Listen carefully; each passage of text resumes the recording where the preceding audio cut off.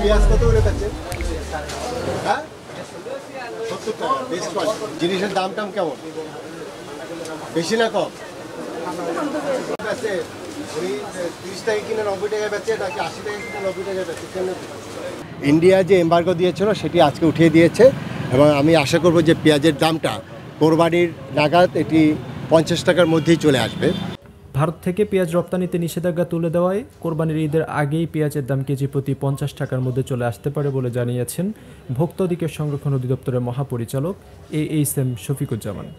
আজ কুমিল্লা রাজগঞ্জ বাজারে পরিদর্শন শেষে সাংবাদিকদের তিনি এসব কথা জানান।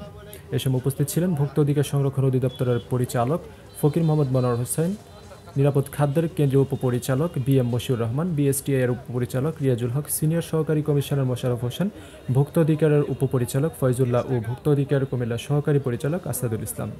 এ সময়ে ভোক্তা অধিকারের মহাপরিচালক আরও জানান, ভোক্তা অধিকার সংরক্ষণ অধিদপ্তর জনগণের উপকারে আরও নিবিড়ভাবে কাজ করতে পারবে লোকবল বৃদ্ধি ও আইনের সংস্কার হলে। বর্তমানে যে পরিমাণ লোকবল দিয়ে ভোক্তা অধিকার, BSTI ও খাদ্য অধিদপ্তরের কাজ চলছে তা খুবই দুঃসাধ্য।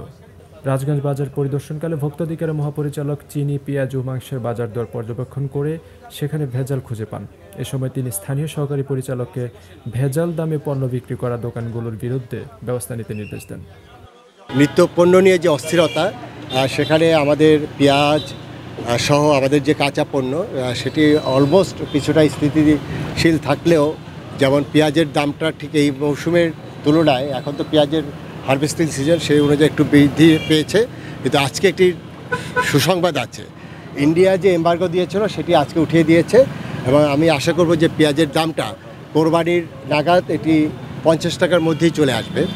আর এর পাশাপাশি যেটি আছে আমাদের আলু, সেই আলুটাও কিন্তু ঠিক এই সিজনে আলুর কেজি হওয়া উচিত 30 থেকে সর্বোচ্চ খুচরা পর্যায়ে 35 টাকা, সেটিও 40-45 টাকায় বিক্রি হচ্ছে এবং সেটা নিয়ে অলরেডি বাণিজ্য মন্ত্রণালয় কাজ করছে। আমরা হিমাগারগুলো তাদের সাথে বসে মিটিং করা হচ্ছে, আমরা স্টক ভেরিফাই করছি এবং দেখা যায় যদি এই বছর আমাদের চাহিদার থেকে উৎপাদন যদি কম হয় তাহলে আমরা প্রপার টাইমে আমরা আমাদের বর্ডারটা ওপেন করে দেব।